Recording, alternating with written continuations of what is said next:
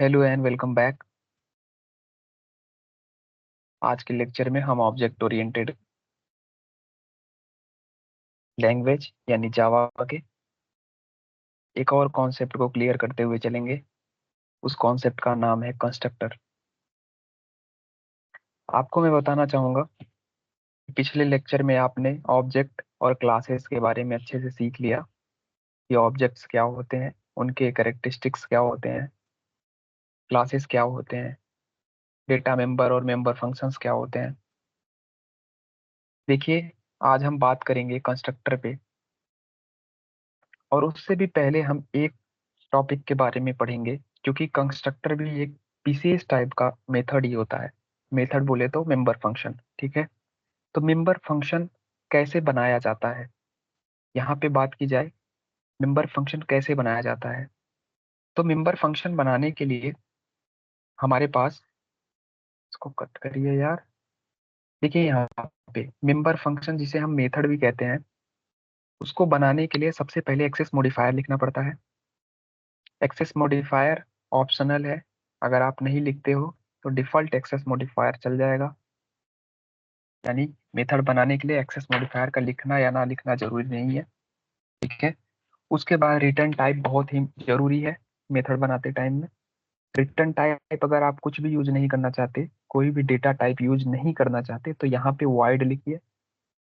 Method का नाम, कोई भी मेथड का नाम अपने हिसाब से लिख बनाइए। यूजर डिफाइन कुछ भी, सीमा, मीना, गीता, कुछ भी बनाइए। पैरामीटर ऑप्शनल है, ठीक है। और जैसे आप फंक्शंस के ब्लॉक बनाते थे, वैसे ही मेथड के ब्लॉक बनाइए। ओके, तो नो, यहाँ पे कोई कंफ्यूजन नहीं होना चाहिए। मेथड को हम मेंबर फंक्शन कहेंगे या फिर हम फंक्शंस कहेंगे, ठीक है। देखिए यहाँ पे एग्जांपल ये है, यहाँ पे मैंने पब्लिक लिख दिया और रिटर्न टाइप कुछ नहीं यूज करना चाहता तो वॉइड लिख दिया, और अपनी मन चाहा कोई भी नाम यहाँ पे सेट नेम लिख दिया, गेट नेम लिख दिया, पेट नेम लिख दिया, गेट लेट नेम लिख दिया। अपने मन से जो भी नाम आप लिखना चाहो लिख सकते हो। पैरामीटर में मैंने कुछ नहीं लिखा, और मैंने ब्लॉक के अंदर सिर्फ एक लाइन का कोड लिखा कि system dot out dot print L N में नाम जलेबी बाई, ठीक है। तो मेथड ऐसे बनाए जाते हैं। मेथड में ये इंपॉर्टेंट चीज है कि मेथड का नाम आप यूजर डिफाइन अपनी इच्छा से दे सकते हो कुछ भी। पैरामीटर ऑप्शनल है, एक्सेस मॉडिफायर ऑप्शनल है, लेकिन return type must be in method. Okay, तो देखिए कंस्ट्रक्टर की अगर बात की जाए, तो कंस्ट्रक्टर एक विशेष प्रकार का, एक स्पेशल टाइप का मेंबर फंक्शन ही होता है। वो मेथड ही होता है, बस उसके पास क्या क्या नहीं होता, उसके पास रिटर्न टाइप नहीं होता। मतलब अगर आप एक कंस्ट्रक्टर बनाना चाहते हो तो आपको रिटर्न टाइप नहीं लिखना पड़ेगा। और रिटर्न टाइप नहीं लिखना पड़ेगा मतलब वाइड भी मत लिखो, ठीक है। यानी अगर आप कंस्ट्रक्टर बनाना चाहते हो तो रिटर्न टाइप में वाइड भी मत लिखो। ओके, हाँ, कंस्ट्रक्टर का नाम यूजर डिफाइन नहीं चलेगा। कंस्ट्रक्टर का नाम, जैसे मेथड में आप क्या करते थे, मेथड का नाम यूजर डिफाइन लिख देते थे, लेकिन कंस्ट्रक्टर बनाते समय मेथड का नाम यूजर डिफाइन नहीं लिखा जाता। कंस्ट्रक्टर का नाम, जो क्लास का नाम है वही कंस्ट्रक्टर का नाम लिखना पड़ेगा। तो ये दो रूल होते हैं, नहीं तो ये मेथड ही होता है। बस कंस्ट्रक्टर में रिटर्न टाइप नहीं होगा, और कंस्ट्रक्टर का नाम क्लास के नाम से लिखा जाएगा। यही होता है कंस्ट्रक्टर, ठीक है। जैसे ही ऑब्जेक्ट बनेगा, जैसे ही ऑब्जेक्ट बनेगा, तैसे ही उस क्लास का कंस्ट्रक्टर ऑटोमेटिक कॉल हो जाएगा। सिर्फ एक कंस्ट्रक्टर एक ऑब्जेक्ट पे। ओके, ये हो सकता है कि एक क्लास में कई सारे कंस्ट्रक्टर हो, ठीक है, तो सिर्फ एक ही कंस्ट्रक्टर कॉल होगा, ठीक है। अगर ऑब्जेक्ट के साथ कोई भी आर्गुमेंट या पैरामीटर नहीं दिया गया है तो डिफॉल्ट कंस्ट्रक्टर ऑटोमेटिक कॉल हो जाएगा, ठीक है। यहाँ पे मैं एग्जांपल के थ्रू आपको समझाऊंगा। तो सबसे पहले मैं इक्लिप्स आईडी को ओपन कर ले रहा हूँ। यहाँ पे मैं इक्लिप्स आईडी ओपन कर रहा हूँ। इक्लिप्स आईडी थोड़ी देर में ओपन होगा, कोई दिक्कत वाली बात नहीं है यहाँ पे। तो देखिए, टाइप्स ऑफ कंस्ट्रक्टर दो टाइप का होता है, एक पैरामीटराइज कंस्ट्रक्टर और एक नॉन पैरामीटराइज कंस्ट्रक्टर। जिसके पास पैरामीटर होता है उसको पैरामीटर कहते हैं, जिसके पास पैरामीटर नहीं होता उसे डिफॉल्ट कंस्ट्रक्टर या फिर नॉन पैरामीटराइज कंस्ट्रक्टर कहते हैं, ठीक है। तो यहाँ पे मैं अब एग्जाम्पल की तरफ चलूंगा और आपको एग्जाम्पल बताना बेहद ही इंपॉर्टेंट है। देखिए यहाँ पे मैंने एक क्लास बनाया है टेबल नाम का, इसमें हमने मेन फंक्शंस को रख दिया है। यहाँ पे मैं अब कंस्ट्रक्टर बनाने वाला हूँ। मान लीजिए मैं यहाँ पे ऑब्जेक्ट बनाता हूँ, तो आपने कुछ टाइम पहले सीखा है ऑब्जेक्ट बनाना।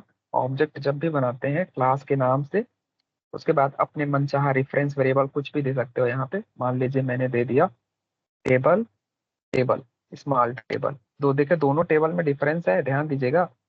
ठीक है, यहाँ पे मैंने टेबल, टेबल न्यू कीवर्ड का यूज करते हैं ऑब्जेक्ट बनाते टाइम में, और टेबल लिख देता हूँ। ठीक है, ये मैंने लिख दिया। ओके, तो अब क्या होगा? अब होगा ये प्रोग्राम हमारा रन कर जाएगा। ठीक है, ये प्रोग्राम हमारा रन कर गया, आउटपुट कुछ नहीं आया, कोई बात नहीं है। अब हम क्या करेंगे, यहाँ पे एक कंस्ट्रक्टर बनाने का ट्राई करेंगे। कंस्ट्रक्टर बनाने के टाइम में हम क्या करते हैं, सबसे पहले एक्सेस मॉडिफायर लिखते हैं। एक्सेस मॉडिफायर ऑप्शनल है, कोई दिक्कत नहीं है, जैसे मेथड में लिखते थे वैसे ही यहाँ पे लिख देंगे। रिटर्न टाइप तो लिखना ही नहीं है, वाइड भी नहीं लिखना है। ठीक है, अब जो इस क्लास का नाम है, उसी क्लास का नाम उसी कंस्ट्रक्टर के नाम पे लिखेंगे। जिस क्लास का नाम, जिस क्लास का कंस्ट्रक्टर बनाएंगे, उसी क्लास के नाम को कंस्ट्रक्टर का नाम देंगे। ठीक है, तो यहाँ पे मैं टेबल टेबल दे रहा हूँ, और यहाँ पे ऐसे लगा के ऐसे। ओके, तो यहाँ पे लिखूंगा system.out.println, क्या लिख दूंगा, डिफॉल्ट, या फिर इसको क्या कहेंगे, नॉन पैरामीटराइज कहेंगे ना, नॉन पैरामीटराइज, पैरामीटराइज्ड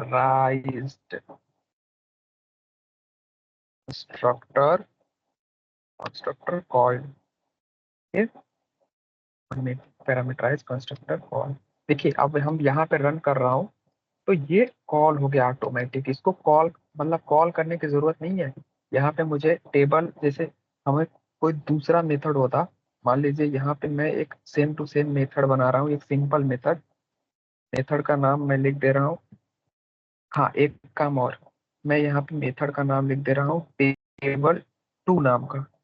देखिए, टेबल टू नाम का मेथड बनाया, और मैं यहाँ पे लिख दे रहा हूँ मेथड कॉल।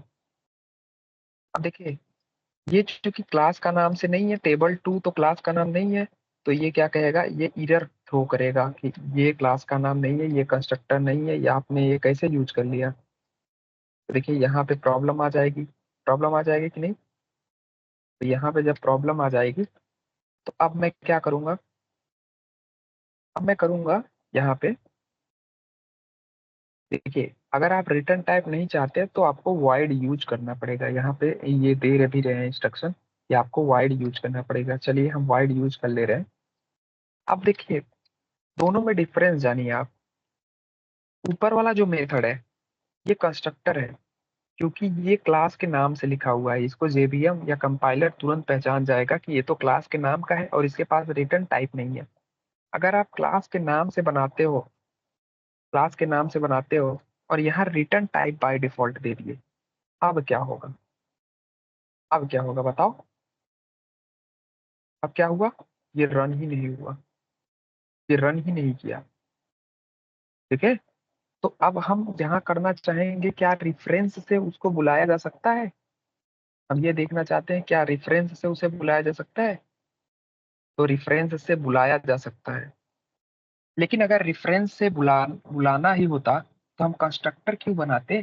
तो इसका मतलब ये है कि अगर आप रिटर्न टाइप दे दिए, तो वो मेथड का काम करेगा। तो हमें मेथड नहीं बनाना, हमें बनाना है कंस्ट्रक्टर। अगर आप क्लास के नाम को कंस्ट्रक्टर बना रहे हो, क्लास के नाम से ही मेथड बना रहे हो, तो वाइड मत दीजिए। जैसे ही आपका ऑब्जेक्ट क्या होगा, मैं इसको ऐसे ही एज इट इज रहने देता हूँ, इसको बना देता हूँ ऐसे।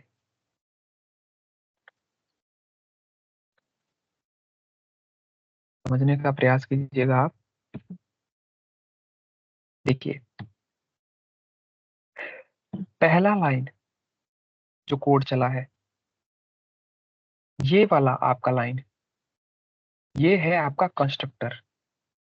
जैसे ही हमारा ऑब्जेक्ट क्रिएशन हुआ, जैसे ही हमारा ऑब्जेक्ट बना, अपने आप ये लाइन चल गया। ठीक है, मतलब कंस्ट्रक्टर हमारा चल गया। लेकिन ये दूसरा वाला जो लाइन है वाइड के साथ लिखा हुआ है, और इसका हम मेथड का नाम भी एज इट इज क्लास का नाम से ही दिए हैं, लेकिन हम वाइड यूज कर लिए हैं। वाइड यूज किए हैं इसलिए ये कंस्ट्रक्टर कंसीडर नहीं हो रहा है। तो ये नहीं हो रहा है, तो इसको कॉल करने के लिए आपको क्या करना पड़ेगा, रेफरेंस वेरिएबल डॉट टेबल लिखना पड़ेगा। तो आप ये लिखोगे तो ये क्या होगा, कॉल होगा। ठीक है, तो ये ओवरव्यू आपको समझ में आ गया होगा कि कंस्ट्रक्टर ये ऊपर वाला है जिसके साथ रिटर्न टाइप नहीं हमने यूज किया हुआ है, और दूसरा जो है वो नीचे वाला मेथड है। दोनों में डिफरेंस आप जान गए होंगे, और आपने ये भी जाना होगा जैसे ये ऑब्जेक्ट क्रिएशन होगा हमारा कंस्ट्रक्टर चल जाएगा। ठीक है, तो अब यहाँ पे मैं इसको कमेंट आउट कर दे रहा हूँ मेथड को।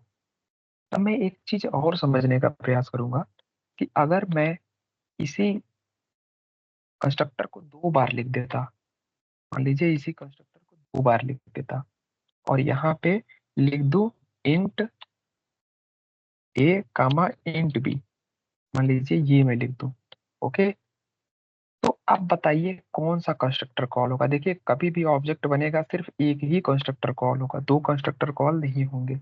इसको मैं कमेंट आउट कर रहा हूँ, कंपाइलर उसको नहीं पढ़ेगा तो चिंता वाली बात नहीं है। तो बताइए कौन सा कॉल होगा, ऊपर वाला कंस्ट्रक्टर कॉल होगा कि नीचे वाला। तो लाजमी सी बात है, कंपाइलर क्या करेगा, चेक करेगा इसका पैरामीटर में कुछ दे रहे हो आप, नहीं दे रहे हो तो ये डिफॉल्ट कॉल कर देगा। ठीक है, तो यहाँ डिफॉल्ट ऑटोमेटिक कॉल हो गया, नीचे वाला कॉल नहीं हुआ।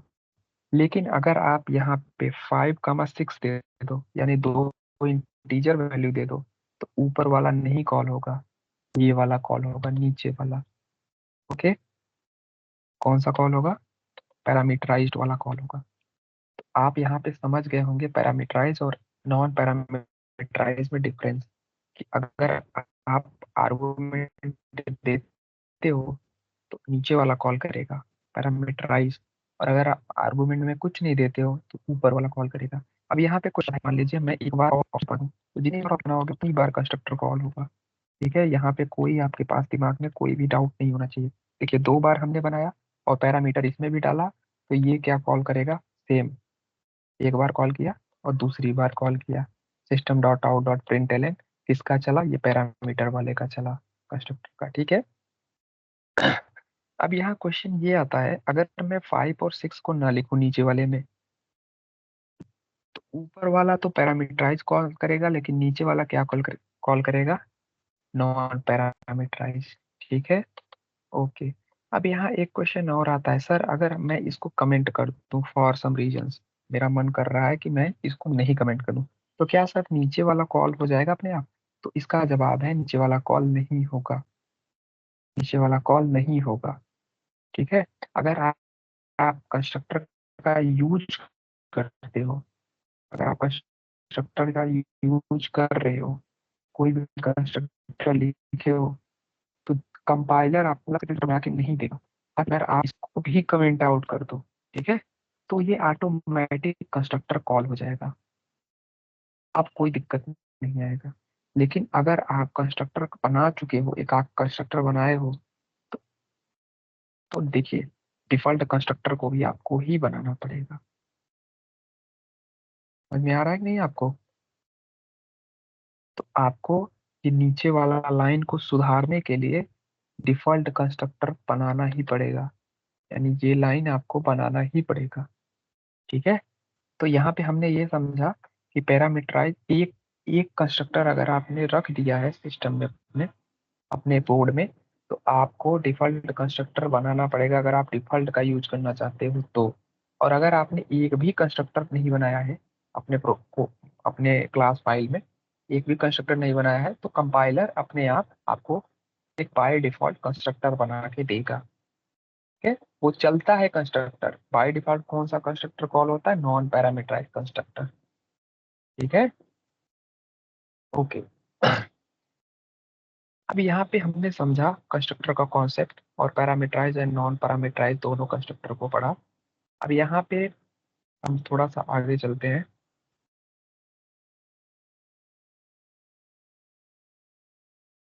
ठीक है, ऑब्जेक्ट बनाने के 4 रूल बताए हैं, हालांकि 3 ही रूल होता है, फैक्ट्री पैटर्न पैटर्न अच्छा फैक्ट्री मेथड हो गया, फैक्ट्री पैटर्न, न्यू इंस्टेंस से, न्यू से सबसे ज्यादा न्यू से बनता है कीवर्ड।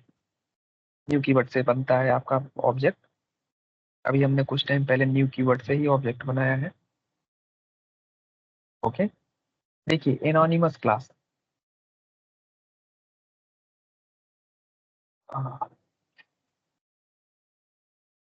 देखिए अगर मैं यहाँ पे system dot out dot print L लिखूँ और यहाँ पे लिख दूँ यही टेबल 2 को प्रिंट कराओ, टेबल 2 को ना, किसी को नहीं, ऊपर हम किसी भी फंक्शंस को नहीं बुलाते, डेटा मेंबर को नहीं बुलाते, इसी को प्रिंट कराना चाहते हैं। तो देखिए आउटपुट क्या आएगा, आउटपुट आएगा कॉम डॉट टेबल। हमारे पैकेज का नाम सबसे पहले आएगा, उसके बाद हमारे क्लास का नाम आएगा, फिर एट द रेट करके आएगा और हेक्साडेसिमल में कुछ नंबर्स आएंगे।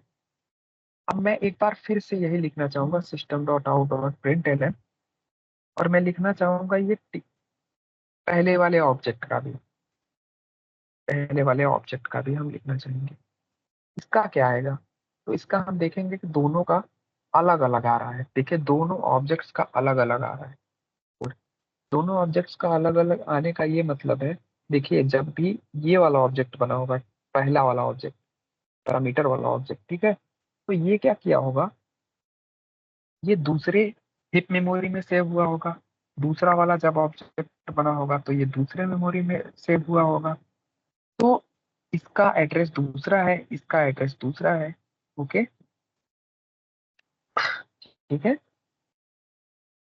ओके, तो दोनों का एड्रेस दूसरा है, तो ये वो एड्रेस को पॉइंट कर रहे हैं, सबसे पहले पैकेज का नाम, फिर आपके क्लास का नाम एट द रेट, फिर हेक्साडेसिमल के नंबर्स। ओके, तो यहाँ पे लिखा है क्लास का नाम at the rate hex string लिखा हुआ है। ओके, तो देखिए एनानिमस क्लास क्या होते हैं। एनानिमस क्लास सिर्फ और सिर्फ अगर ऐसा क्लास बन जाए हमारे पास,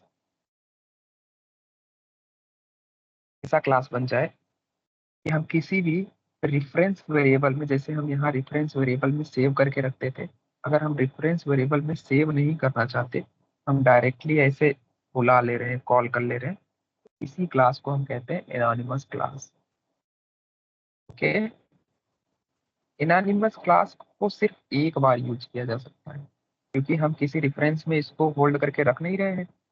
अगर हम ऊपर वाले की तरह, जो ऊपर दो ऑब्जेक्ट्स बनाए गए हैं एग्जाम्पल में, अगर इन दो ऑब्जेक्ट्स की तरह किसी रेफरेंस में रखते तो हम चाहे जितनी बार इन रेफरेंस के थ्रू बुला सकते थे, कुछ भी डेटा मेंबर, मेंबर फंक्शन, कुछ भी ऊपर के जितने भी क्लास के कंटेंट है सारे को बुला सकते हैं, लेकिन हम रेफरेंस में रख नहीं रहे हैं। तो एनोनिमस ऑब्जेक्ट कहता है कि रेफरेंस में नहीं रखना है भाई, एनोनिमस सिंपली से नेम ले, किसी भी नेम, बिल्कुल रेफरेंस में रखना ही नहीं है। No reference is known by anonymous object. Reference के बिना जो ऑब्जेक्ट बनते हैं उसे एनोनिमस ऑब्जेक्ट कहते हैं। इसका काम ही होता है सिर्फ एक बार यूज करना। Okay, anonymous object is good approach if you are using only one time object. New is a keyword, new keyword से ही बनता है। ओके, ठीक है। तो अब मैं क्या करता हूँ, अब मैं ये करता हूँ,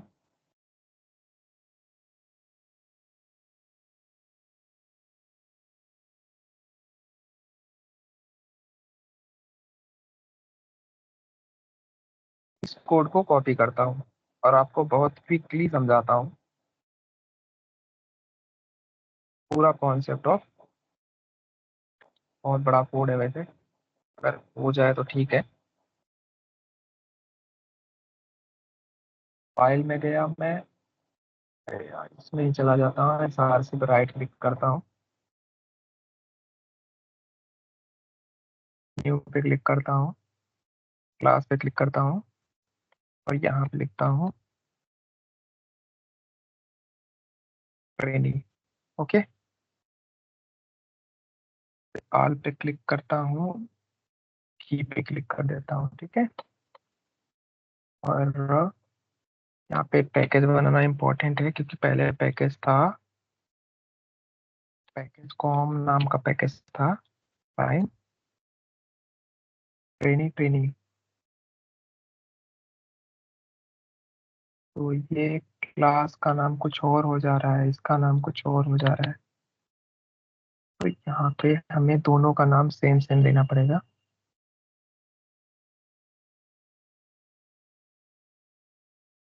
TRAIN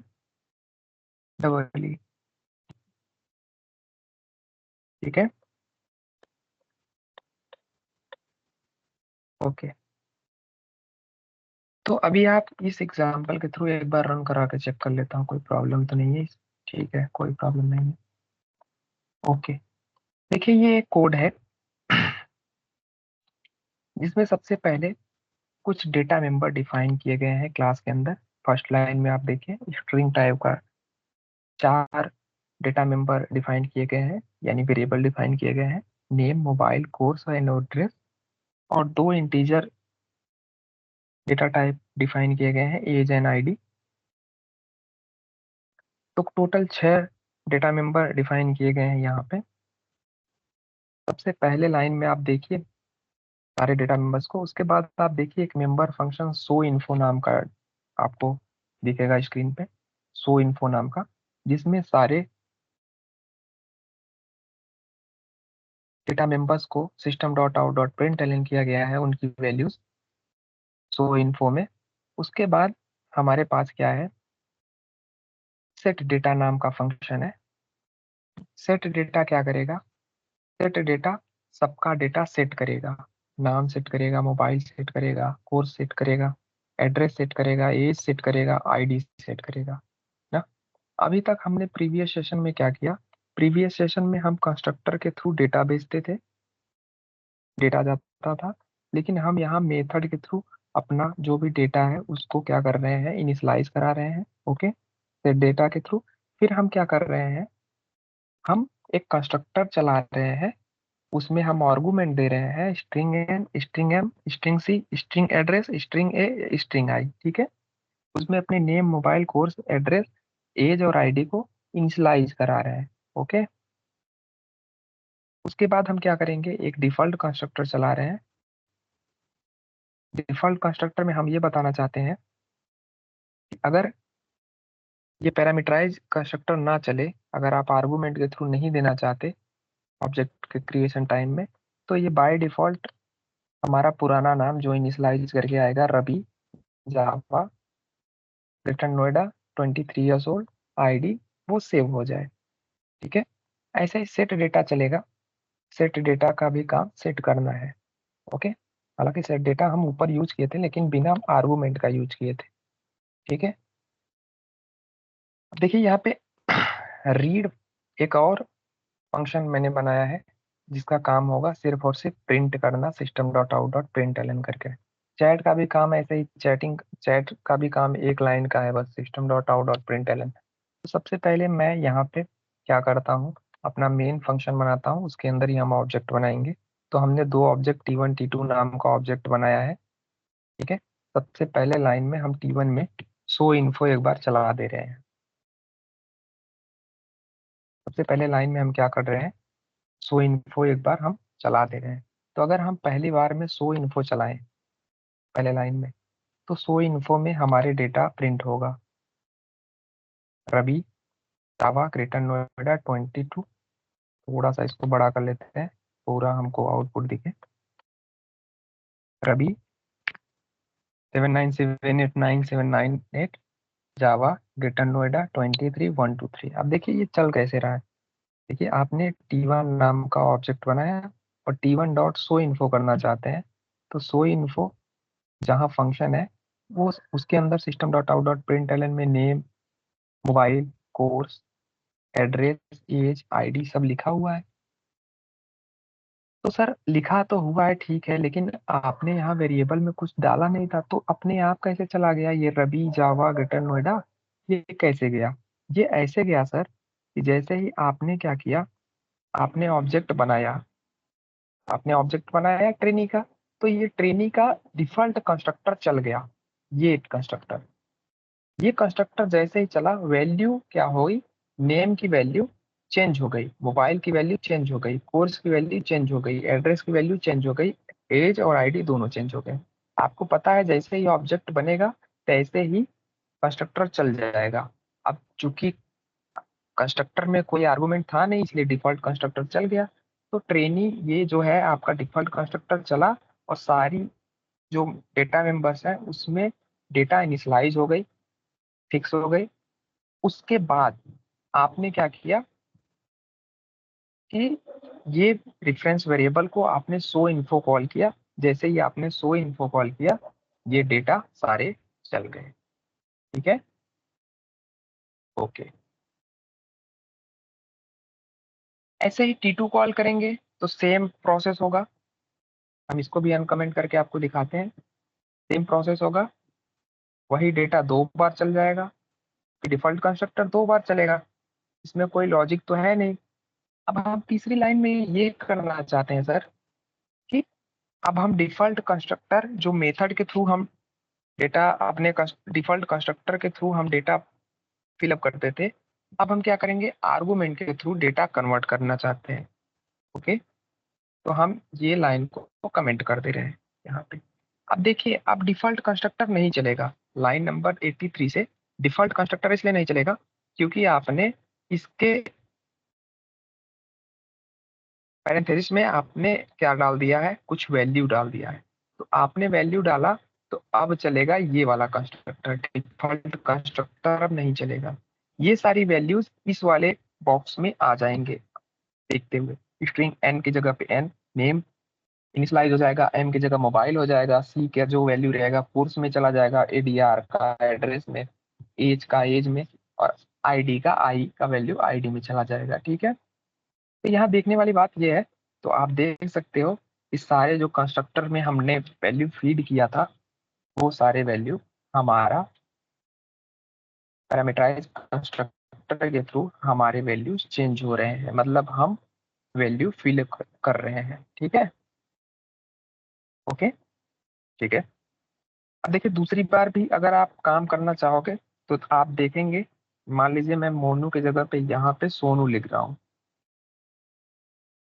सोनू, सारी चीजें सेम रख रहा हूँ। ठीक है, तो मैं यहाँ पर रन कर रहा हूँ, तो आप देखो एक बार सोनू चलेंगे। ये देखिए, इतना मोनू चले हैं, और उसके बाद सोनू चले हैं। तो मेरे कहने का मतलब ये था कि ये जो कोड है, ये ऊपर वाला डिफॉल्ट कंस्ट्रक्टर के थ्रू हमारा डेटा इनिशियलाइज हो रहा है, और नीचे वाला जो है वो आपका पैरामीटराइज कंस्ट्रक्टर के थ्रू, क्योंकि यहाँ पे कंस्ट्रक्टर में पैरामीटर में कुछ डाला गया है, कुछ डेटा है, उसकी वजह से पैरामीटराइज कंस्ट्रक्टर में कॉल हो रहा है। ठीक है, ओके।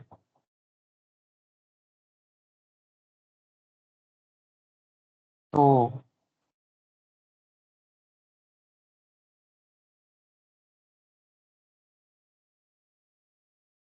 बाकी आप तो क्या कर सकते हो, आगे मैं बताता हूँ। देखिए, ये लाइन ऑफ कोड, ये जो आपको कोड का लाइन दिख रहा है, हम कमेंट करते हैं, और ऊपर वाले लाइंस को हम क्या कर देते हैं, कमेंट कर देते हैं। ये वाले लाइन को कमेंट करो, और कहाँ गया कमेंट, कहाँ चला गया,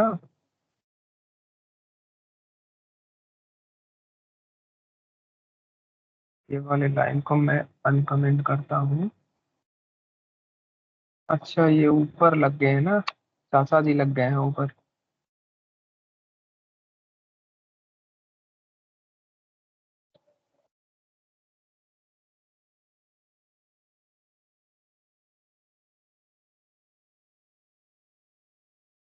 ठीक है,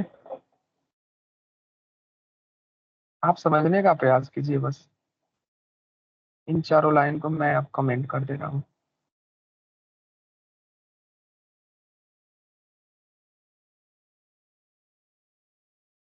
तो अब क्या होगा, तो भी कमेंट कर दे रहा हूँ, और अब देखिए, यहाँ पे मैं रन करा दे रहा हूँ। ठीक है, देखिए, ये वाला जो एग्जाम्पल है, मैं ये एग्जाम्पल इसलिए समझा रहा हूँ। अभी आपने देखा डिफॉल्ट कंस्ट्रक्टर के थ्रू हमारा डेटा इनिशियलाइज हो रहा है, फिर आपने देखा पैरामीटराइज कंस्ट्रक्टर के थ्रू हमारा डेटा इनिशियलाइज हो रहा है, ठीक है। अब यहाँ पे हम देखेंगे कि किसी मेथड के थ्रू भी हो सकता है। तो मेथड के थ्रू आपने देखा है रेफरेंस वेरिएबल से मेथड को कॉल करते हैं, तो हम t1 डॉट सेट डेटा करते हैं और सेट डेटा के पैरामीटर में हम कुछ डेटा फिल कर रहे हैं। जो भी डेटा फिल कर रहे हैं जिस भी टाइप का होगा उस टाइप के डेटा में इनिशियलाइज हो रहा है। देखिए जो काम कंस्ट्रक्टर कर रहा था वही काम एक सिंपल मेथड कर रहा है। तो ये काम मेथड कर रहा है, तो इसके थ्रू में हमारा जो भी मेंबर फंक्शंस है उसका जो भी डिफॉल्ट वैल्यूज है अब चेंज हो चुका है। नेम की जगह पे मोनू आ चुका है, मोबाइल की जगह पे कुछ डेटा आ गया है, कोर्स की जगह पे जावा आ गया है। ये सारे काम होने के बाद देखिए T2 डॉट सो इन्फो भी चल रहा है। सो इन्फो जैसे ही चला तैसे ही हमारा सारा डेटा आपके आंखों के सामने आ गया। तो हमारे कहने का मतलब ये था, डिफॉल्ट कंस्ट्रक्टर कॉल से भी आप डेटा इनिशियलाइज कर सकते हो, पैरामीटराइज कंस्ट्रक्टर से भी डेटा इनिशियलाइज कर सकते हो, और रही बात आप मेथड से भी डेटा इनिशियलाइज कर सकते हो, ठीक है। तो डेटा कॉल करने के लिए, डेटा इनिशियलाइज करने के लिए अलग अलग तरीके हैं। जो भी तरीका आपको पसंद आए वो तरीका आप चलाइए, कोई दिक्कत वाली बात नहीं है। यहाँ पे देखिए ये भी एक तरीका है, एनोनिमस के थ्रू हम क्या कर रहे हैं, डेटा का नाम चेंज कर रहे हैं। तो ये एक तरीका है। देखिए लास्ट में सनी आया है नाम, ओके। तो देखिए यहाँ पे इसको भी मैं कमेंट आउट करके आपको दिखाना चाहूंगा, ये एक लाइन का आएगा। देखिए न्यू ट्रेनी, और डायरेक्ट मैं डॉट का यूज कर रहा हूँ। ऐसे भी एनोनिमस के ऊपर हम डेटा को सेट कर सकते हैं। किसी भी डेटा को आपको सेट करना हो सीधा ऑब्जेक्ट पे, तो आप सीधा डॉट लगाइए, उस डेटा का नाम लिखिए, इक्वल टू लिखिए, जो भी डेटा आपको इनिशियलाइज करना है डायरेक्ट आप कर सकते हो, कोई दिक्कत वाली बात नहीं है। यहाँ पे नीचे वाले लाइन पे आप देखिए, यहाँ पे हम मोबाइल चेंज हो जा रहा है, ठीक है। लेकिन यहाँ पे रही बात, अगर हम इसका system dot out dot print L N में हम इसका देखें ऑब्जेक्ट का रेफरेंस डाल के, लेकिन इसका तो रेफरेंस है नहीं क्योंकि ये एनोनिमस ऑब्जेक्ट है। एनोनिमस ऑब्जेक्ट का कोई रेफरेंस तो रहता नहीं है, यहाँ पे दिक्कत वाली बात नहीं है। बाकी नीचे के जितने एग्जाम्पल दिए गए हैं उसमें कुछ उतना दम नहीं है। ये देखिए एग्जाम्पल T1 नाम का है, T1 नाम का है। आप इस एग्जाम्पल के थ्रू समझिए कि डेटा ऐसे भी इनिशियलाइज किया जाता है। T1 dot I D, T1 dot name, T1 dot address, T1 dot age, T1 dot course, okay. अब यहाँ पे देखिए ऐसे भी ऑब्जेक्ट बनाए जाते हैं। पहले से ही T3 जो कि ट्रेनी टाइप का है,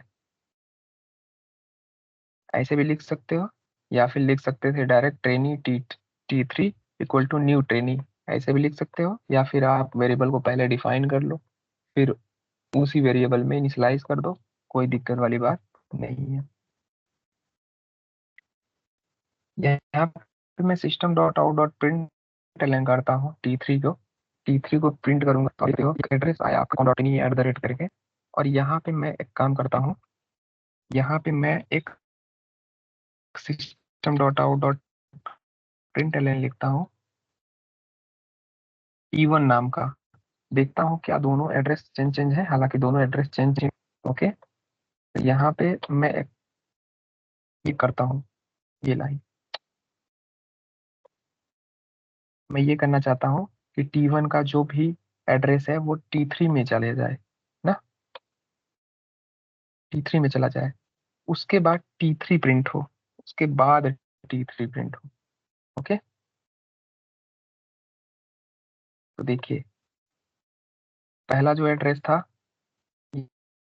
ये है T1 का एड्रेस, मैं यहाँ पे लिख देता हूँ कोड्स में T1 का एड्रेस। आप ध्यान से देखिएगा, T1 का एड्रेस है, फाइन। वो T3 का है, ये एड्रेस क्या है, ये भी T3 का है। लेकिन अब T1 की वैल्यू T3 में जा चुकी है। आप देखिए नीचे वाले की वैल्यू तो T3 की होनी चाहिए, लेकिन ये T1 की वैल्यू हो गई, क्योंकि T1 का जो भी ऑब्जेक्ट है, जो भी हीप मेमोरी है, तो T1 की एड्रेस जो भी है वो T3 अब हेल्ड करने लगा। तो T3 की जो मेमोरी पहले थी, लोकेशन थी com.trainee.trainee@, वो जा चुकी है। अब T1 के जो भी एड्रेस है वो T3 में आ चुका है। तो मैं आपको यही दिखाने वाला था। ठीक है, ओके। तो कुल मिला के ये रहा एग्जाम्पल। और मैं यहाँ पे एक बताना चाहूंगा आपको। मान लीजिए यहाँ पे मैंने लिखा public, public to string. Okay, यहाँ देखिए सोर्स में जाएंगे आप, तो आपको दिखेगा टू स्ट्रिंग मेथड।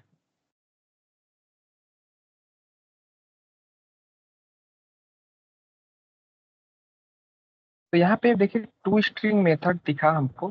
तो टू स्ट्रिंग मेथड में जैसे ही आप ऑब्जेक्ट को प्रिंट करते हो, ऑब्जेक्ट को प्रिंट करते हो तो आप एड्रेस पाते थे। अभी तक आप जब भी ऑब्जेक्ट को प्रिंट करते हो वैसे ही ऑब्जेक्ट पाते हो। लेकिन अभी क्या है कि अगर आप इसको कमेंट कर देते हो तो आप पाओगे पैकेज का नाम, डॉट क्लास का नाम, और ऐट द रेट करके एक हेक्स नंबर पाते थे जब आप ऑब्जेक्ट के रेफरेंस को प्रिंट कराते थे। ठीक है, लेकिन जब आप टू स्ट्रिंग मेथड को ओवर राइड कर दोगे, मतलब अपने प्रोग्राम कोड में ला दोगे और रेफरेंस को तब प्रिंट कराओगे, तो आप देखोगे कि टू स्ट्रिंग के अंदर जो लिखा होगा वही चीज हमारा प्रिंट होके आता है। कैसे आता है? देखिए पहले के आउटपुट और अब के आउटपुट में थोड़ा सा डिफरेंस है। पहला का आउटपुट क्या था? com.table एट द रेट, देखिए यही आता था ना, com.table। com.table किसका नाम था? क्लास का नाम था com.table। और at the rate hash code आता था। हैश कोड किसका? 127 718281 601 का हैश कोड आता था। क्या? 4C203EA1, यही करके आता था आउटपुट। और फिर नीचे वाले का ये आता था आउटपुट। तो अगर आप टू स्ट्रिंग को ओवर राइड कर देते हो, टू स्ट्रिंग को अपने कोड में ला देते हो, तब आपका आउटपुट चेंज हो जाएगा। आपका आउटपुट क्या आ जाएगा? रेफरेंस वेरिएबल यानी ऑब्जेक्ट को प्रिंट कराने के लिए जो भी टू स्ट्रिंग में आप लिखे होंगे वो आउटपुट आ जाएगा। जैसे मान लीजिए यहाँ पे मैं लिखता हूँ, ऐसे फालतू चीजें लिख देता हूँ, फालतू चीजें लिख देता हूँ, इसको हटा देता हूँ। लेट, मैंने इसको हटा दिया, मैंने इसको हटा दिया, मजाक मजाक में इसको हटा दिया ना। पहले कितनी अच्छी जानकारी आती थी। तो मजे है भाई, मजे है भाई। और इसको रन कराया, देखो मजे है भाई आ रहा है। समझ रहे हो? मतलब टू स्ट्रिंग कोई अच्छी चीज है। टू स्ट्रिंग, टू स्ट्रिंग जो है ये ऑब्जेक्ट क्लास का एक मेथड है। ऑब्जेक्ट क्लास के 9 मेथड्स होते हैं। सभी क्लासेस दिखे नहीं भले ही, लेकिन सभी क्लासेस का जो सुपर क्लास होता है वो ऑब्जेक्ट क्लास होता है। और ऑब्जेक्ट क्लास में ये टू स्ट्रिंग मेथड्स पाए जाते हैं। तो इनडायरेक्टली आपके क्लास में भी टू स्ट्रिंग मेथड पाए जाते हैं। आप लिखो या ना लिखो, नहीं लिखते थे तो दिखता था, नहीं लिखते थे तो आपको दिखता था कॉम डॉट क्लास का नाम और उसके बाद hex number at the rate करके। लेकिन आप टू स्ट्रिंग लिख दोगे तो टू स्ट्रिंग के अंदर जो भी चीजें पाई जाएगी वो चीजें आपका। तो आप आई होप समझ गए होंगे कि टू स्ट्रिंग कितना इंपॉर्टेंट है। अब इसके बाद हम क्या पढ़ेंगे? इसके बाद हम कॉपी कंस्ट्रक्टर के बारे में पढ़ेंगे। लास्ट टॉपिक है कॉपी कंस्ट्रक्टर। और यहाँ पे एक इन्होंने कोड लिखा हुआ है। देखिए कॉपी कंस्ट्रक्टर क्या होता है? एक प्रकार का कंस्ट्रक्टर ही होता है, लेकिन जब भी ऑब्जेक्ट इनिशियलाइज किया जाता है इसमें, उसी सेम क्लास का ऑब्जेक्ट उसके आर्गुमेंट में दिया जाता है। अभी आपको ये एग्जांपल के थ्रू अच्छे से समझ में आ जाएगा कि कॉपी कंस्ट्रक्टर का क्या काम है and why we are using copy constructor. Copy constructor, copy constructor.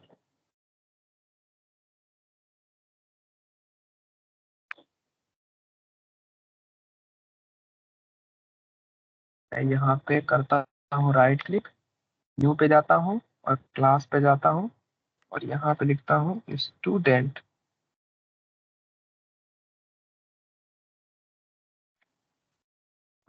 हाँ ये, और ये करा देता हूँ प्रिंट। ओके, ठीक है। आप देखिए, ये स्टूडेंट नाम का क्लास बनाया हुआ है, जिसमें दो डेटा मेंबर है, नेम और एज नाम का।